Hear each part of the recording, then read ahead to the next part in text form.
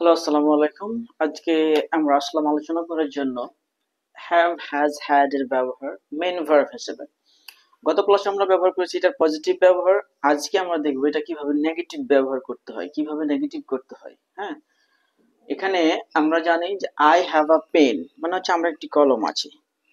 তাহলে I have not a pen, আমার একটি কলম নাই, না এভাবে না। I have not a pen বললে এটা ভুল হবে।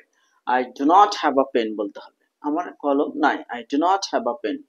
আর I do not have any pen, আমার কোনো কলম নেই। আর সংক্ষেপে সুন্দর করে বলতে গেলে আপনি বলতে পারবেন I don't have a pen. Okay, don't have a pen, I don't have, I have a pen, I don't have a pen. যদি পাস্টের বোঝাই তখন কিন্তু হবে I had a pen, he had a laptop, he had a computer. আর যদি negative করতে যান তখন এখানে ডিড ইউজ করতে হবে এবং হ্যাড এর বদলে হ্যাভ ইউজ করতে হবে। ঠিক আছে, যখন আমরা ডিড, এটা কিন্তু পাস্ট, এটা যখন একবার পাস্ট হয়ে গেছে আবার পাস্ট হ্যাড কিন্তু ব্যবহার করা যাবে না। এই জন্য did not have, did not had হলে কিন্তু ভুল হয়ে যাবে। হ্যাঁ, এভাবে। তারপর পাস্ট যদি বুঝাই, they had laptop, they had computer, and she had computer, she had not computer, এভাবে বলা যাবে না। she did not have computer।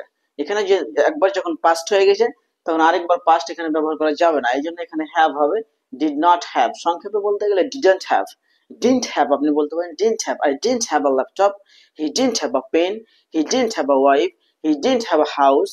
এইভাবে যদি ভবিষ্যতে কিছু থাকবে এখন নাই, ভবিষ্যতে কিছু থাকবে এরকম বোঝায়, তখন কিন্তু আমরা কি ব্যবহার করি, উইল হ্যাভ। ওকে, যেমন I will have a laptop, আমার একটি ল্যাপটপ থাকবে, ভবিষ্যতে থাকবে, এখন নাই। হ্যাঁ, এটা যদি নেগেটিভ করতে হয় তাহলে কিভাবে হবে, I will not have a laptop, আমার একটা ভবিষ্যতে ল্যাপটপ থাকবে না।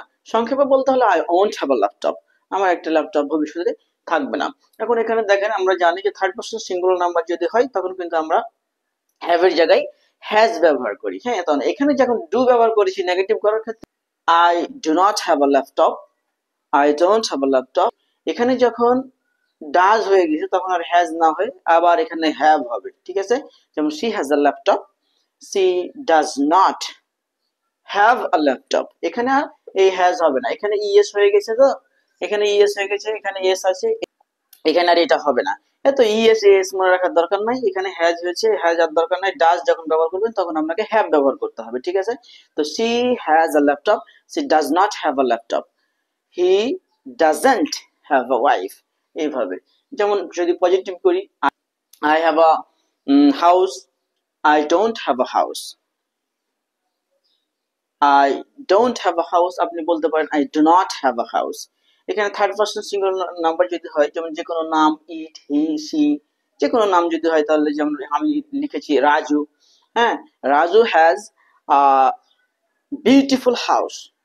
এটাকে যদি নেগেটিভ করি, Raju does not have a beautiful house, Raju doesn't have a beautiful house. এটাকে যদি আমরা যে কোনো সাবজেক্টের ক্ষেত্রে পাস্টে কিন্তু হ্যাডই হবে। ঠিক আছে, তাহলে যদি আমরা বলি হি হ্যাড আ ল্যাপটপ, হি, এটা যদি আমরা নেগেটিভ করি তখন হবে he did not have a laptop, he didn't have or he didn't have a laptop. এটাকে যদি ফিউচার করি, he will have a laptop, he will not have a laptop, he won't have a laptop. আপনি he will not have বলতে পারেন অথবা হি won't have বলতে পারেন, no problem. কথা বলার ক্ষেত্রে ওন্ট হ্যাভ বললে এটা একটি স্মার্ট শোনায়, আপনি বলতে পারেন।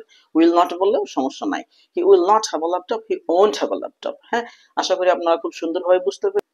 কথা হচ্ছে শুধু শিখলেই হবে না, আপনি এটা জানেন। অনেকে বলবে এটা তো সহজ, আমি জানি। হ্যাঁ, আপনি জানেন, কিন্তু আপনি কেন কথা বলতে পারেন না? সেটা হচ্ছে আপনি প্র্যাকটিস করেন না। তাই যারা জানেন না তারা ভালোভাবে এটা আয়ত্ত করবেন, একবার দুইবার লিখবেন এবং আহ, এটা ভালোভাবে পড়বেন। তারপর হচ্ছে প্রচুর পরিমাণে প্র্যাকটিস করবেন। এটা জানেন, এটা সঠিক প্র্যাকটিস করবেন। যেটা জানেন না, ভুল প্র্যাকটিস করেন, নো প্রবলেম। কিন্তু আপনাকে কথা বলায় অভ্যস্ত হতে হবে। কথা বলতে বলতে যখন ভুল হবে সেটা আপনি গুগলে সার্চ দেন। কথা বলতে বলতে নতুন ওয়ার্ড যদি আসে গুগলে সার্চ দেন, ওয়ার্ডটা কালেক্ট করেন, খাতায় লেখেন। এক্সট্রা ভাবে ওয়ার্ড শিখতে যাওয়ার কোনো দরকার নাই।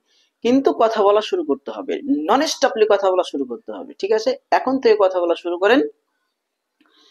সারাদিন কথা বলার চেষ্টা করতে হবে। যদি দুইজন বন্ধু থাকে তাহলে সব থেকে ভালো হয় মিনিমাম দুইজন যদি থাকে, দুইজন একসাথে থাকবেন, একটা রুলস করে নেবেন। রুলসটা হবে এরকম, যদি কেউ বাংলা কথা বলে তাহলে 10 টাকা জরিমানা দিতে হবে। ঠিক আছে, এভাবে যখন দুইজন একসাথে থাকবেন, যদি আপনি বাংলায় বলে ওকে 10 টাকা দিতে হবে, আপনি ওকে দিবেন 10 টাকা, ও যদি বাংলায় বলে আপনি ওর থেকে 10 টাকা নিবেন। এভাবে তাহলে খুব সুন্দরভাবে প্র্যাকটিস হবে। এভাবে 2 জন 3 জন 5 জন যতজন পারেন, মিনিমাম 2 জন পার্টনার নিয়ে যদি সারাদিন থাকেন বা প্র্যাকটিস করেন তাহলে সব থেকে ভালো হয়। ঠিক আছে? তো let's get started speaking challenge শুরু করি আমরা আজকে থেকে, স্পিকিং শুরু করি ইনশাল্লাহ, এবং প্রচুর পরিমাণে প্র্যাকটিস করি, এবং আমার এই ক্লাসগুলো ফলো করেন। আর যদি ভালো লাগে অবশ্যই শেয়ার করে দেবেন।